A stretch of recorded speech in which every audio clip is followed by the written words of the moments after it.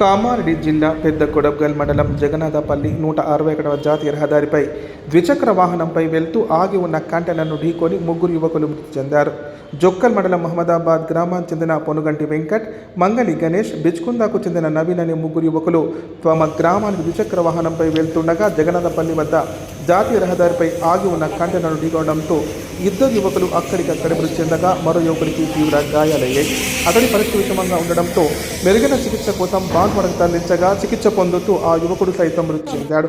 అప్పటి వరకు ఆనందంగా గడిపిన యువకుడు మృతి చెందడంతో బిచ్కుందా మహమ్మదాబాద్ గ్రామంలో విషాదం నెలకొంది.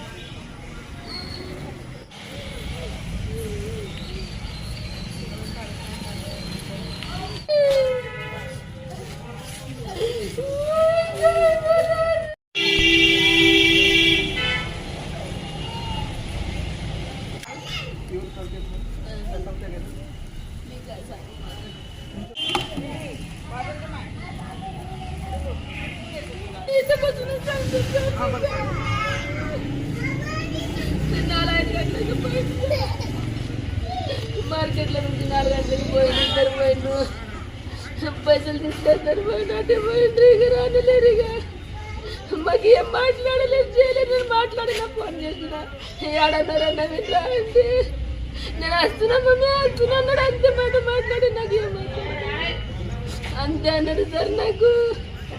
నాకేం మాట్లాడలే, ఇద్దరు పోయిండ్రు, నాకేం మాట్లాడలేదు.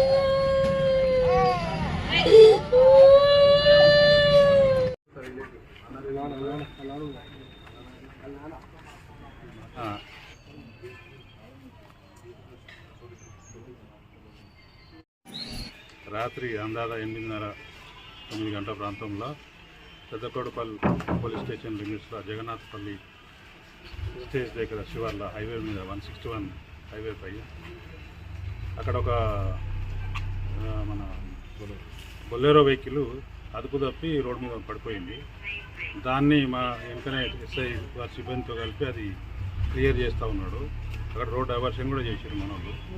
అదే క్రమంలో కంటైనర్ వచ్చింది. ఆ కంటైనర్ అతను కూడా పక్కకు వెహికల్ ఆపుకొని ఆ బొలెరోను పక్కకు తీయడంలో హెల్ప్ చేస్తూ ఉండే. ఇదే టైంలో ముగ్గురు యువకులు, ఈ నవీన్, వెంకట్, గణేష్ అని ముగ్గురు పల్సర్ వెహికల్ మీద పిట్లం నుంచి మన జూక్కల్ వైపు వెళ్తూ కొద్దిగా హై స్పీడ్గా వచ్చి కంటైనర్కు టక్కర్ ఇవ్వడం వల్ల ఇద్దరు అక్కడనే చనిపోయారు.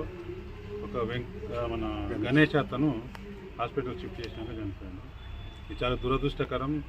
యువకులు వాళ్ళ తల్లిదండ్రులు ఎంతో ఆశతోటి అంతా పెంచి పెద్ద చేసి కొద్ది అజాగ్రత్త వలన యువకులు వాళ్ళు ప్రాణాలు కోల్పోవడం కాకుండా వాళ్ళ కుటుంబాలకు కూడా వాళ్ళ విషాదాన్ని మిగిల్చింది. సో యువకులు ఇది గుర్తించాలి. ఒక ఇన్సిడెంట్ చూసి మనము ఇంకా జాగ్రత్తగా ఉండాలని చెప్పి అందరితో నేను కోరుతాను.